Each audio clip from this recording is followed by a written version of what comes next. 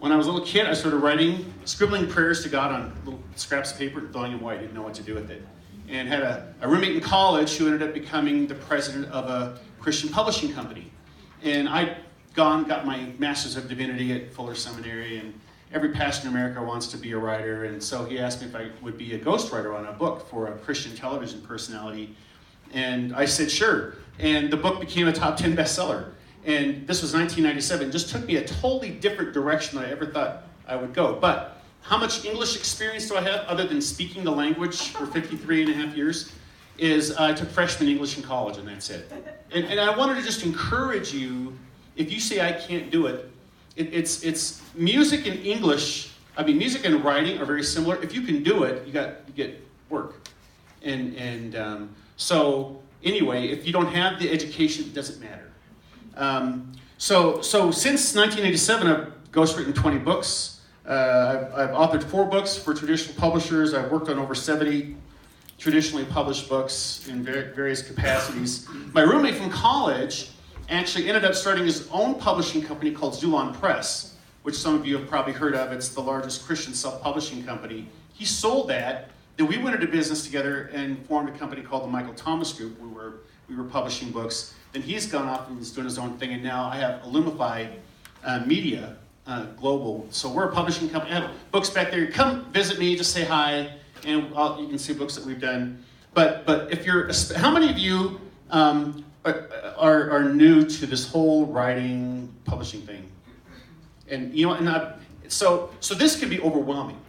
Where do I start? There can be a lot of fear, like I don't know what I'm doing, and I don't know if I'm going the wrong direction or if somebody's telling me wrong.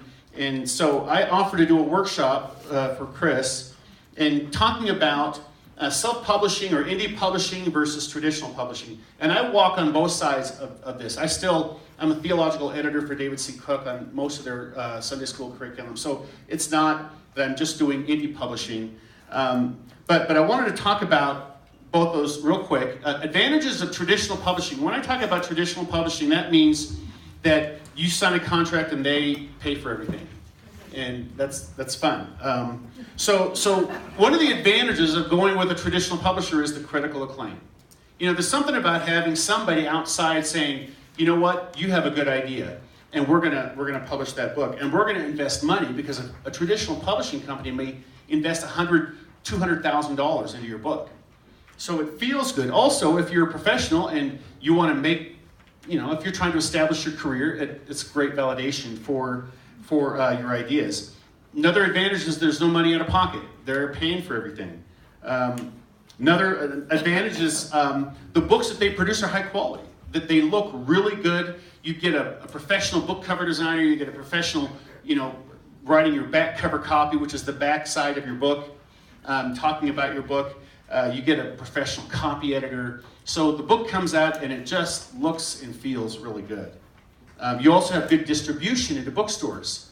And they work on that. And these are parts of publishing. Most, I came from the editorial end. I don't even think about it. But publishing companies publish books, and then there are book distribution companies that distribute the books.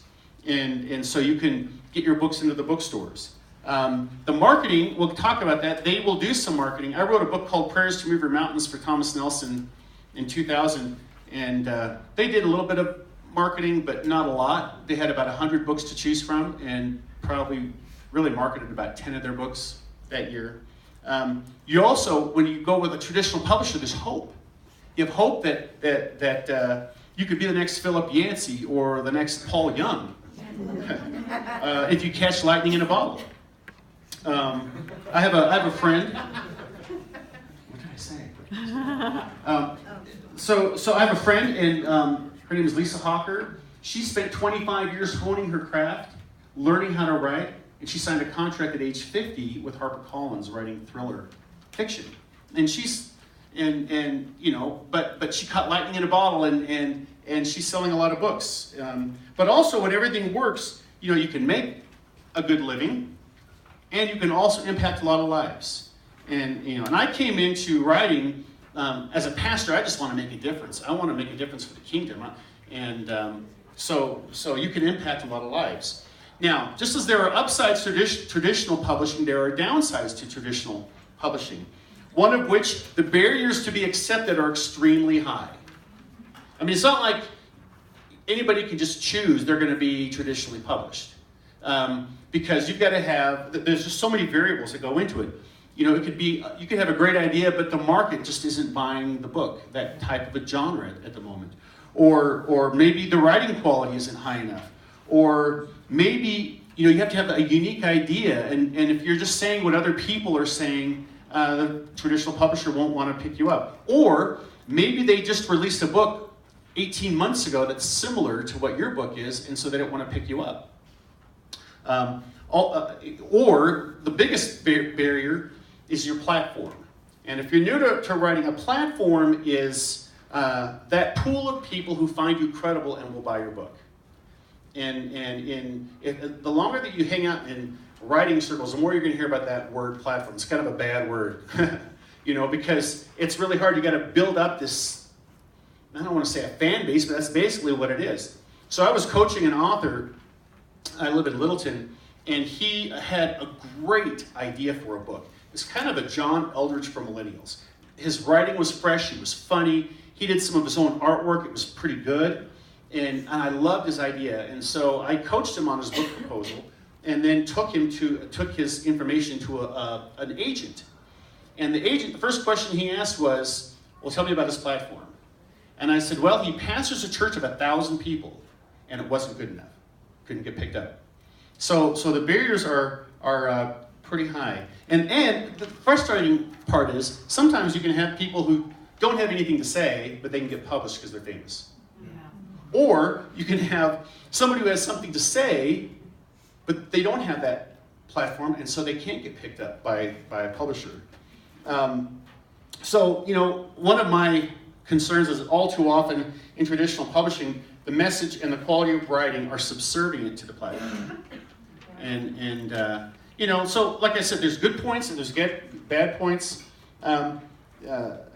So also, another downside of traditional publishing is your publisher might not understand your book. You have a person designing your book cover, it's not what you're envisioning. Or they're working with you on your title, and it's not, they push you to go with a certain title, and that's not really what you're thinking of. Or the back cover copy, the person writes it, but they've never read your book. And you read it, you go, no, that's not what my book is about. So also, people go into traditional publishing because they want to get an advance. An advance is money that you get up front, and then your royalties pay it off. An advance is, my first book I signed a contract with, I got a $20,000 advance. And then 8 years ago, I got about a $10,000 advance. And now, advances are very little. So it's not like you're going to be making a lot of money on the front end of a book.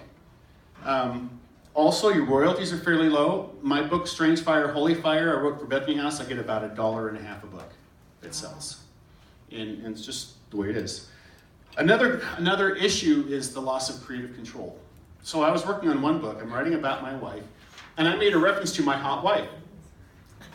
And the publisher called me and they said, well, we can't carry that. That's just has too many sexual connotations. I said, I'm talking about my wife. And they said, no, we're not going to put it in the book. And it wasn't a hill I was going to die on, but you do lose creative control. And for understandable reasons, the traditional publishing company is investing a lot of money into your book, and they're not going to let somebody just run off with it. I'm publishing a book for a person that's going to be the traditional route, and we're putting in a lot of money, my partner and I. And so there's certain things she may want in the book, but we don't think it's going to sell, and so we're not going to let her do it. And that's just the reality, because you have people investing in the book. In traditional publishing, everything moves very slow. From start to finish, it could be 9 to 24 months. When I wrote Strange Fire, Holy Fire, it was about 18 months from the time I signed the contract until the book was released. So you got to be patient. If you want to turn around a book pretty quick, you're going to have to go a different route. And also, your book can get lost. So I have a friend, she's a best-selling Christian author in Colorado Springs. Her publishing company released the book. At the same time, the company was being bought by somebody else, and it just slipped through the cracks. And really derailed her authoring career, because she was trying to build momentum, and they lost the book. And then people don't want to sign her because that one book didn't sell well. Well, there's a reason why it didn't sell. But I think the biggest concern I have about traditional publishing is that you lose the rights to your book. So the way the copyright law works is that when a traditional publishing company picks up your book, they keep those copyrights until 70 years after you die. So the chances of you ever seeing those copyrights coming back are pretty small. You can go back to your publishing company and ask for the rights back, but what's happened is books are now, companies can carry books, they can print books, it's called print on demand, where just when people purchase the book, it'll spit out the book, a printer will. So they don't have any interest in giving you your book back. So I wrote Prayers to Move Your Mountains in 2000 for Thomas Nelson, and there's an agent in Hollywood that's handing out that book to people in the entertainment community. And she told me a year or two ago, she says, Mike, she goes, you need to get those rights back because you could be publishing that book and you could maximize your income. And I emailed, tried to contact Thomas Nelson, and they wouldn't even return my calls. So I won't get the rights back. And I love that book. And anyway, so that's the downside. So like there are really good sides to traditional publishing. There's a downside. And then there's indie publishing. And indie publishing, the upside of indie publishing is that it's growing. And since 2011, indie published titles have increased 218%. That's according to Bowker. Now, Bowker is the company that issues ISBN numbers. It's like the address of your book, the identification number of your book. And it's grown. It's still going crazy. Traditional publishing is stagnant. So anyway, so it's just going crazy. In self-publishing or indie publishing, you have total creative control. You can say anything you want. And you can say whatever you want, however you want to say it. You have the final word on the book cover design, on the back cover copy, on the manuscript approvals, everything. And you can write a book to a niche of 50 people if that's what you want. Or if you want to be a legacy author, in other words, you want to write a book to leave to your kids where it's not going to sell a lot of books, and that is a great reason to write a book. It's a noble reason, but you can do that and you don't have to have anybody's approval to do it. So there's a lot of freedom. There's empowerment that comes from taking a book from start to finish, finishing up this manuscript, figuring out the book cover. It feels, it's very empowering. You can turn around your book a lot faster. So like in our company, if they want to go the indie route, we can turn around a manuscript in 6 weeks. And that includes the copy editing. If they just give me a completed manuscript, I have copy editors I send it to. We take it to the typesetter. We do the book cover design, and your book is just a quick turnaround. In fact, I have one client. He's running for governor of Michigan, and he called me a couple months ago and said, "I want to use this book to help my election." And so we're trying to rush everything through, but we can do it in half to third the amount of time that a traditional publisher would be able to do. You get higher royalties, oftentimes twice as much as with traditional publishing. You can get, it's common to see $7 a book that you make. Or if you publish the book and you publish a bunch of print books and then go to places and sell them, I mean, you may be selling a book for $16.99 and your cost to print the book is $3. So there's a way that you could recoup your money a lot quicker. Also, the publishing landscape has leveled. So Amazon has changed the publishing landscape huge. CreateSpace and Kindle Direct have totally changed the whole business model, which is one of the reasons why traditional publishing companies are struggling right now. So people buy books, like 60% of all books are purchased online. And they're purchasing a book, the book cover is the size of a thumbnail. And your book they will see your book right alongside a Zondervan or a HarperCollins title. And so all of a sudden, the playing field has been leveled. And so people, it's not like it says, this is endorsed by Zondervan. No, you could actually sell your books on Amazon. And if you market it the right way, you can sell a lot of books. And there are people who do sell a lot of books that can make a living just self-publishing their own books. But the best part is that you retain the rights as long as you want. I mean, you can, and if you want to stop publishing, there's just so much control over your book that you can do whatever you want with it. And, you can publish a book one way, and then if you don't like what happened that first time, well, you can just change it and go another way with a different company, and nobody's going to stop you. And that happens all the time. There are self-published books that are bestsellers every day. I think, and I might be mistaken, but I think The Shack started out as just that. And, millions of copies later. So, that's pretty exciting. Now, there's a downside to indie publishing. You have to do it yourself. Well, the process can be overwhelming, like I said at the beginning. And it's hard to know, how do I do a good book cover? I see people that publish books, and they take, the book cover is a photo from their iPhone, and it looks bad. And that has been the downside of indie publishing anyway, is the quality historically has been low. So, but people don't always know who to go through, how to get, professional services done for their book. That's the stigma. That's the other downside, is that there's that self-publishing stigma. Poor quality, poor writing. And the idea that people say, well, you couldn't get picked up by a traditional publisher, and that's why they went the self-publishing route. And that can be true. It's also expensive if you do it right. If your budget isn't big enough, that can be a problem. And because publishers don't work for free. They're not nonprofit organizations. There are also some shady self-publishing companies out there. Happens all the time. I got a call from a lady, this was about a year ago. I was working for another publishing company at the time. She says, I want you to publish my book, but right now I'm going through bankruptcy. She was 75 years old. She had charged $25,000 on her credit card to publish a book, and the publishing company didn't follow through.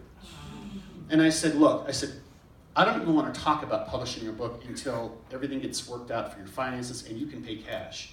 Because there are some publishing companies that just want your money. And sorry to say, Tate Publishing went into bankruptcy, and a lot of people lost a lot of money, and it was a Christian self-publishing company.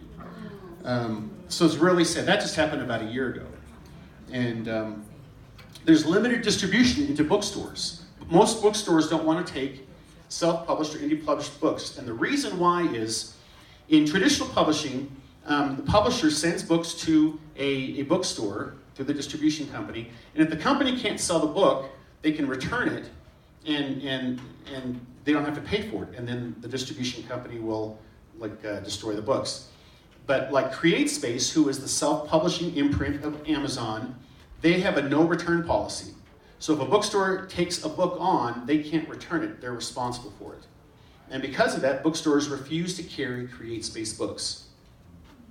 So there is one other alternative, and I say this not because this is what we do, but it's hybrid publishing, and that's where you get the best of both worlds.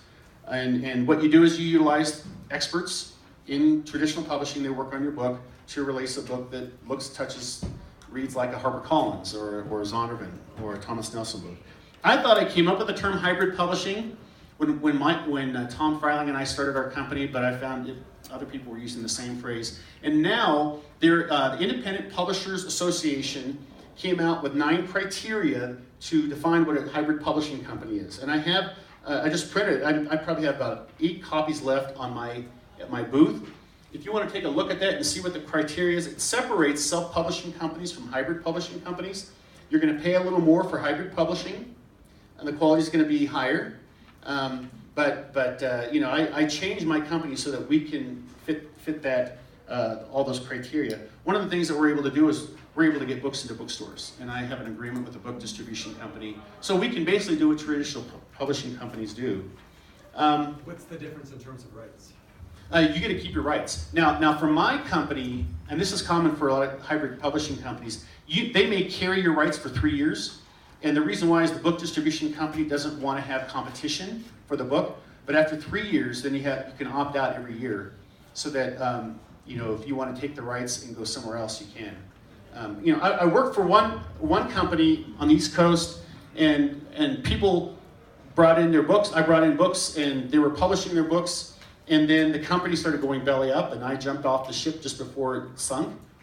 And but they were non-exclusive contracts, and so what they were able to do then, when the ship was sinking, is a lot of them came over to us because they were friends of mine, and we reissued their books so that they could keep on selling their books.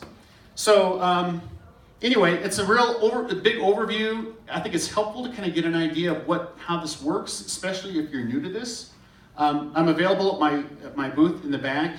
If you have any questions, like I said, come by and say hi. I have some books, you can see what we've done. But we're not after making money off people. We want to help people do what the best is for them. Oh, one other thing. Which option is best for you? If you have a big platform and you may be better off going your own route rather than through the traditional route. I met with a multi-million best-selling Christian author last fall. A friend of mine, I used to be a pastor at his church. And he was complaining about how little marketing he was getting from his traditional publishing company. And I told him, I said, well, why don't you publish your own books? And he says, well, I just want to write all the time. And he is one of the very few people that can actually just write. But I told him, I said, if you sold 1/3 of the number of books, you would equal everything, that your sales in a traditional publishing company, because your profit per book is so much higher. But he just wants to write, and he'll continue complaining about the landscape. If you don't have a big budget, I recommend that you go with a self-publishing company.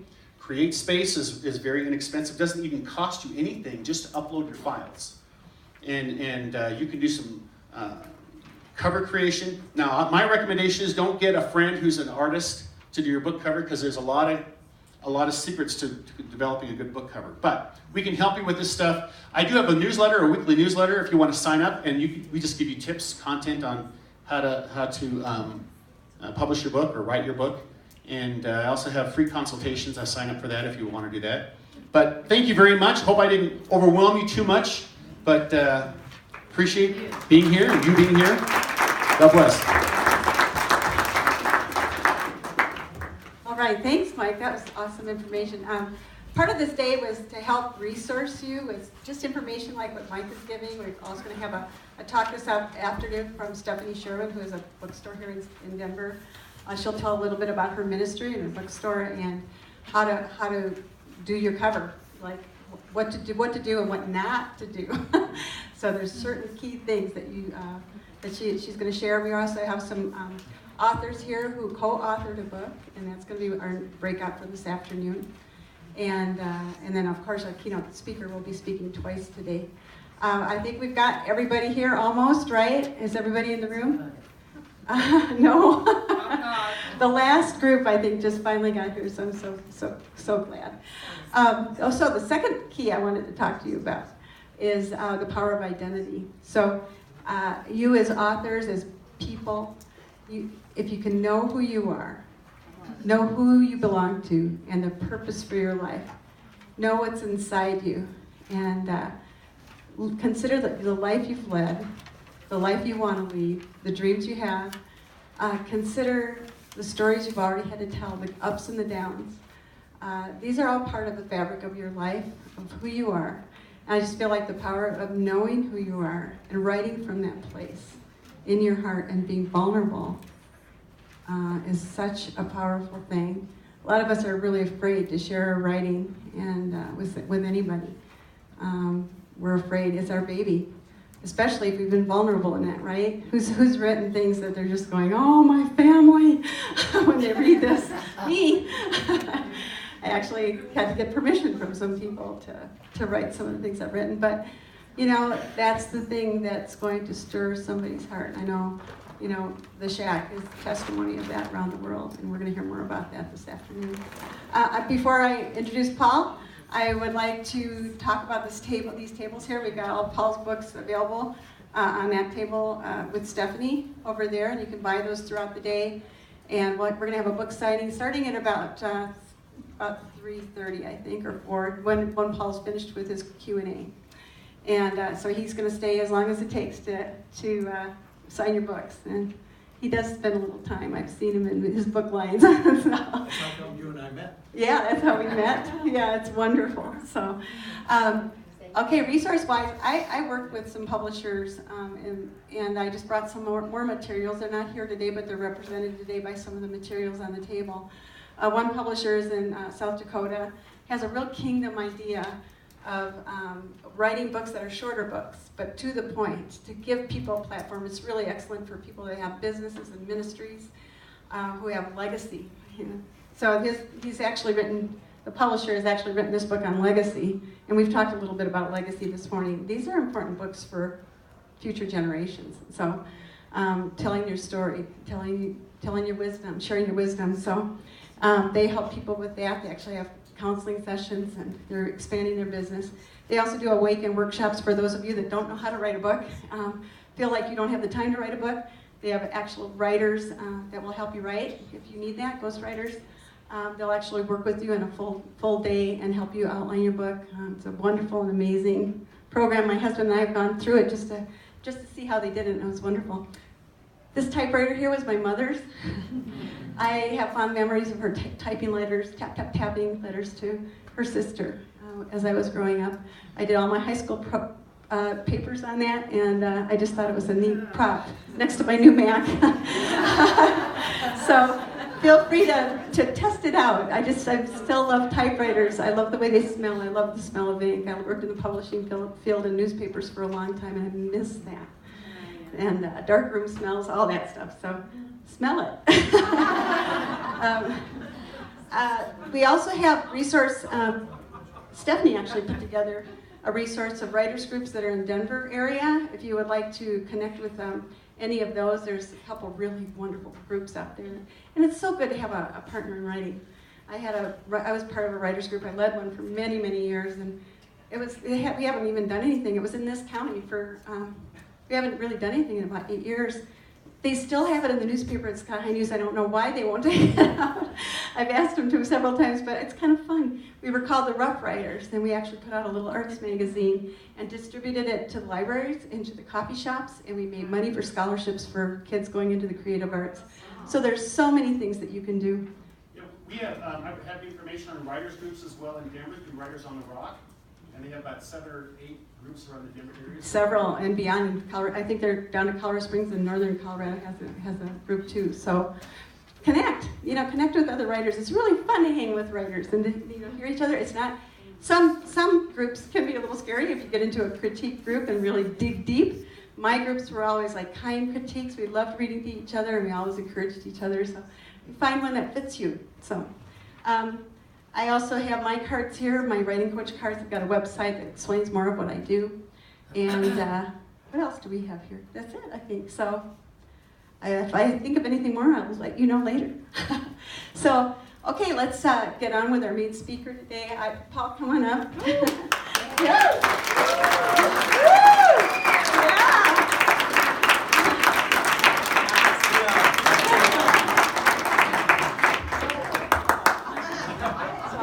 Excited to introduce this man. This is a dream of mine. He's actually been a hero of mine because he is a writer, but also because of the testimony of his book and what God did with him around the world. It is crazy, and it gives us all hope as writers and creative people that we too can experience something like that. So I just give it to Paul right now. Sweet, thank you. Thank you. Thanks, Chris. And Mike, that was really, really helpful. Really helpful. I'm so glad when somebody does that kind of thing because I have no clue. Yes, thank you. Yes, somebody knows me. And I want to approach it in a lot of different ways. First, there's this question that's been kind of nagging me, and when I have a question nagging me, I know that it's important to somebody. And when you look back at your life, because there's not a lot of younger people here at the moment. There's a few. And yeah. So you have a broader expanse of looking back at your history. How many of you were really good liars?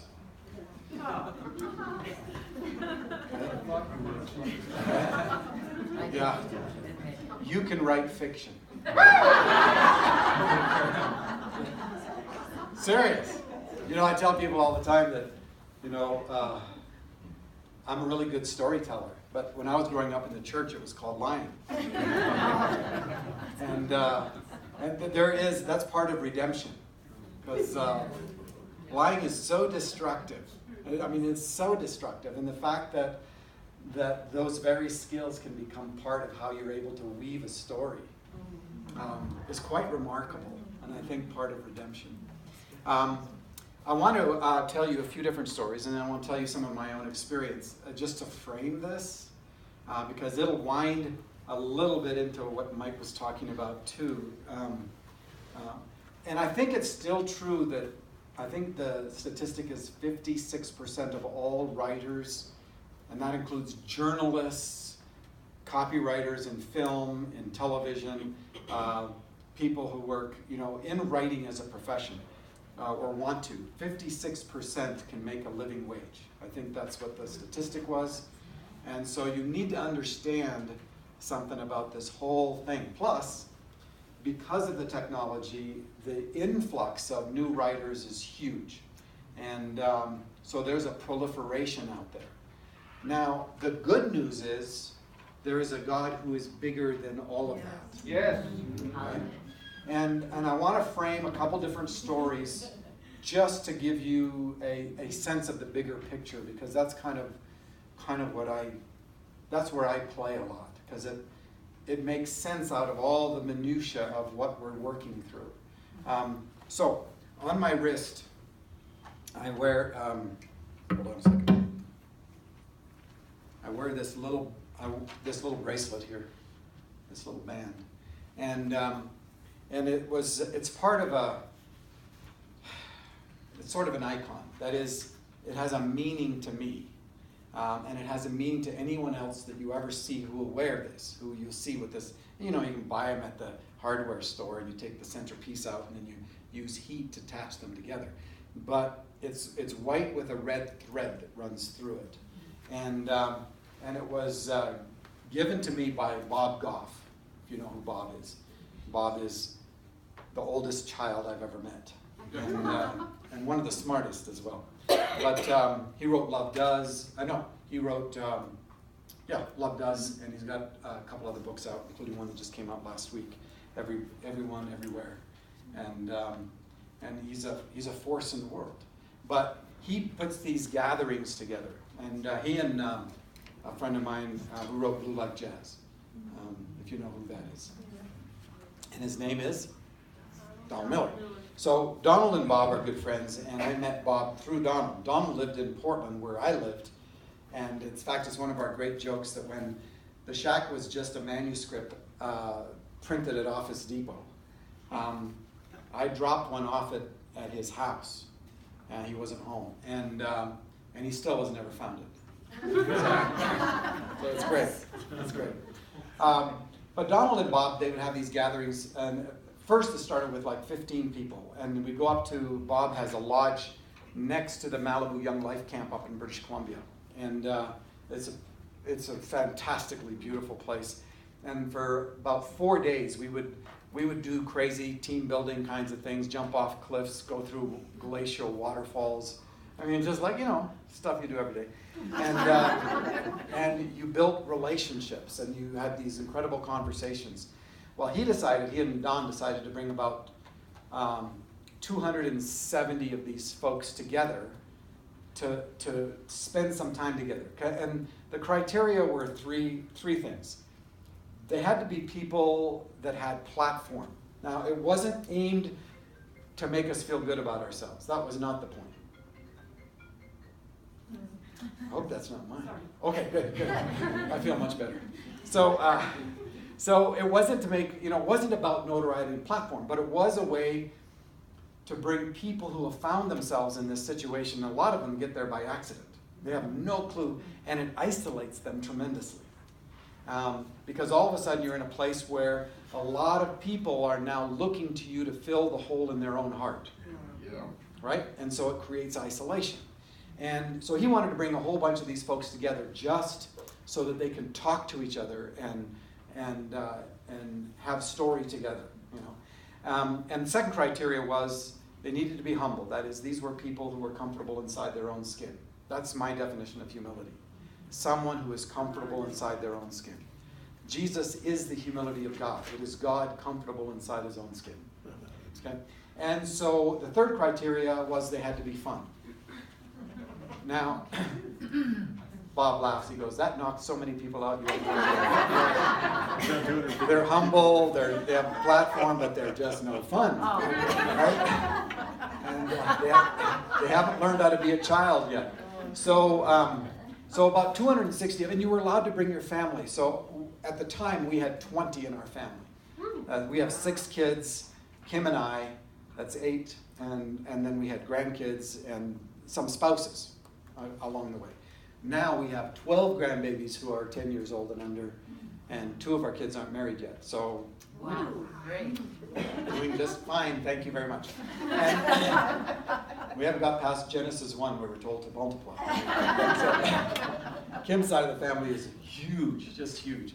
It's great. She's a North Dakota gal that her and her family migrated west. So, you know, I'm married to someone where there's no 50 Shades of nothing. And, yeah, don't you know? And,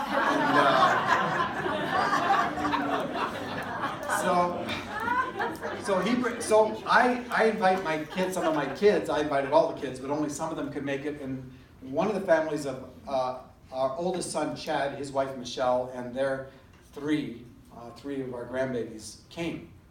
Now, Chad is our firstborn. Chad is a for real genius. He is the one who scored a perfect SAT, a perfect GRE. He and his wife both graduated in honors programs from Caltech. He in honors physics and she in geochemistry. Wow. So our goal as grandparents to keep the kids from becoming nerds, you know. So, although there's turning out to be some value in that. And but they, Chad's brilliant. He's got a 5-year PhD in statistics. Wow. Right? And so, yeah, it's a different level. You'd never know it being around him. Yeah. He is one of the kindest, gentlest. He's an incredible musician because he's a mathematician. You know, and there's a foldover. So about the second day, early in the second day into this time, and it was nobody was brought up and said, look what this person did. That wasn't about it at all. In fact, you didn't have a clue who most of these people were, and you just end up in conversations, and it was by accident if you found out that, oh yeah, they're on that television series, or you've seen them, or, you know, so there were artists, musicians, movie stars, business people. It was very eclectic. And photographers, just incredible theater people, artistic people, painters, sculptors, and athletes, you know, just people who ended up in notoriety and stuff. So second day in, Chad says, you know, I don't belong here. He said, yeah, I understand that I'm sort of attached to notoriety because I'm Dad's son. And humility, which is a benchmark for Chad. And he is humble enough to know that he is. Right? Mm-hmm. And he's comfortable inside his own skin in that sense. And then, but he's an introvert. And he's quiet, he sits in the background. And he has to work. He has to work at relationships, which he does. And he knows that it's so significant. And that he is fundamentally created a relational being. He's just wired in such a way that he has to work at it to get past the barriers of it. And it was one of those things when your child says, I just don't feel like I belong here. It's like, you know. And he says, so Michelle loves this. So I'm going to take care of the kids so that you all can participate. Great. So that night, Kim and I were talking about this, and we go to Chad and Michelle, and we go like, hey, you know what? We're going to take the kids so that you two can just go be with some of the young people, you know? Because there was a group of kids, 20s to 30-year-olds, that were going down to play in the phosphorescence, you know, the light that illumines when you move your hand around in it. It's incredibly beautiful and wonderful. And so about a group of 15 of them were going down there. So Chad and Michelle went down there. During that time, one of the guys, who's this amazing photographer, he will build a relationship. He does portraiture. So he'll build a relationship with you while you're there. And he'll ask you questions about your life, your history, all the while he's shooting you. And he catches people so that you can see the portrait and you know their story. Or you know parts of their story, right? Because he gets them past the presentation and into the grounding of what's going on. So this young man is down there, and at one point he says to the group, he says, you know, there's something that's really been bothering me. He says, people are starting to talk about creatives as a category, right? That there are creatives. You know, he says, I don't think that's true. I think that everyone who has been made in the image and likeness of God is a creative, right? So whether you are in business or whether you are, you know, the very fact that we can bring into being a baby who will never cease to exist should tell us that we're a creative, right? And it's an unbelievable expanding universe. You know, that's way more profound than a book or a movie, you know. And so, but he says, I think everybody's a creative, and I think by creating the categories, all of a sudden people feel like they don't belong. Yeah. Well, that impacted Chad. Yeah. Right? So because he's a high-level mathematician, and he's working on algorithms to solve deep information processing for cancer research. Right? So, but to be released in terms of knowing, hey, I'm a creative. I am a creative.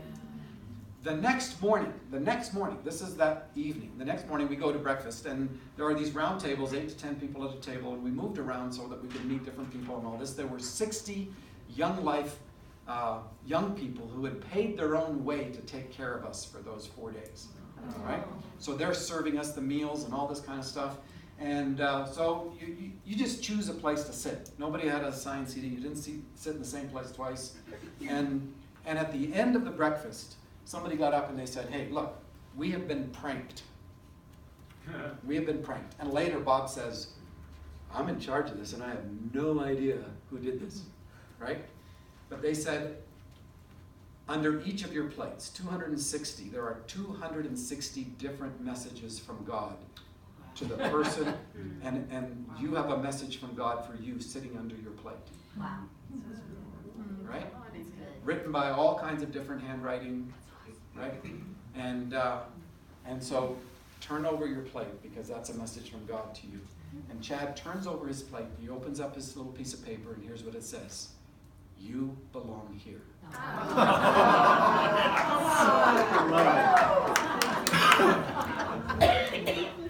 That was 3 years ago, and Chad has never taken this off. Because this is what you get at the end of that time.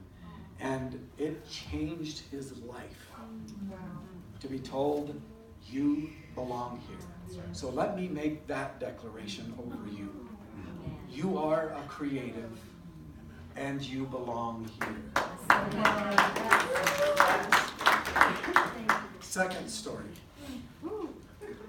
So when the shack started to take off, and we were living in 900 square foot little space, and it was all a mystery to me. The whole thing was just a crazy thing.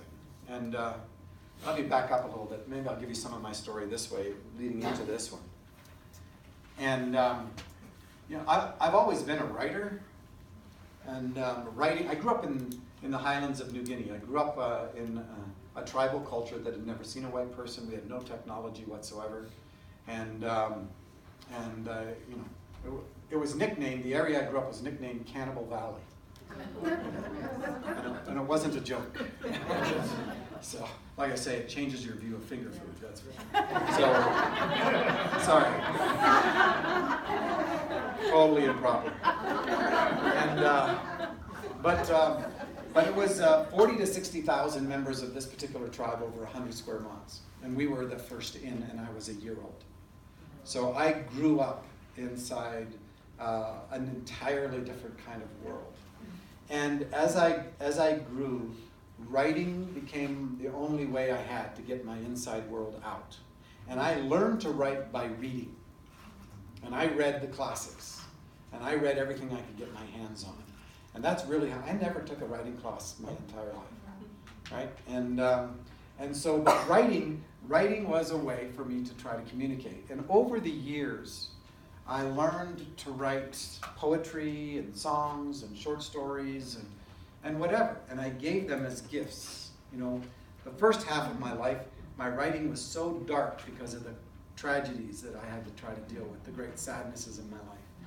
And plus I was terrified of my dad. And I couldn't take the risk that he would see him. So I would write and destroy, you know. And, but over the years and separation from that history and the slow incremental process of healing in my life, I began to write gifts for friends and family. And they loved them, you know. And I chalked that up, you know, to being friends and family. Of course they will love them. What are they going to do, you know? And so I always thought, yeah, I can write enough for the things that I do. I even did some business writing and wrote private placement memorandums for high-level venture capital companies. And so, you know, I played in the writing field for a long time. I was involved in theater, we wrote plays, you know, so I had a lot of experience in writing stuff, but it never crossed my mind to ever publish anything. That just wasn't my world. And over the course of a long process of healing, near the end of that particular tearing down and building up, because I had a lot of work to do. And that, I can identify an 11-year journey of basically taking the inside world, the broken heart, the shack on the inside, and dismantling it down to the studs and the foundation and rebuilding it. That 11 years. Well, the last 4 years of those 11 years, when I'm still trying to work through my stuff, Kim starts saying, you know, someday, as a gift for our kids, would you please write something that puts in one place how you think, because you think outside the box. Ooh, come on. And I never felt ready until those 11 years were done. And when 2005 flipped over, I finally, and that was the year I was turning 50, right? And 50 is kind of a cool year, because it's the year of Jubilee. That's right. You know, and there was a real sense that the timing of this had come together.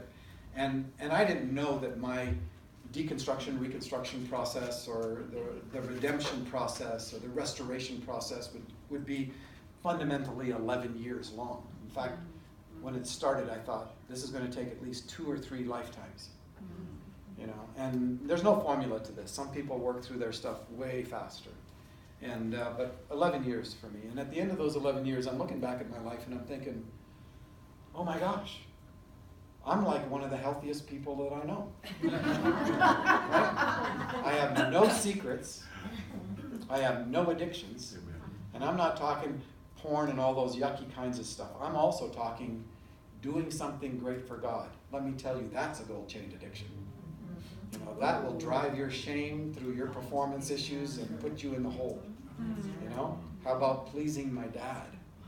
You know, and finally, I'm like free from all these addictions, and I'm going like, and I'm the same person in every situation. I come from a sexual abuse history where I was never the same person in any 2 situations. It was too dangerous. And so now, like, I'm the same person. And finally, I felt ready enough to do what Kim's been asking me to do. So in 2005, on the train to one of my 3 jobs, I had a 40-minute train ride. I wrote most of a little story, got it done. At Christmas, went to Office Depot, made 15 copies on their photocopier, put a little plastic cover on it with a little spiral side thing called The Shack. And 6 went to the kids, Kim got a copy, and I gave the rest to my friends, and I went back to work. Those 15 copies did everything I ever wanted that book to do. Amen. Not one time during that process did it cross my mind, you should publish this. Not once. It just was not on my radar. It wasn't part of a bucket list. It wasn't like, you know, some vision or dream or any of that kind of stuff. I did it because I had nothing else to give my kids that year. And 2, the timing was right. And I was, you know, so when people say, why did you write The Shack? I say, I was trying to do like the Bible says and submit to my wife.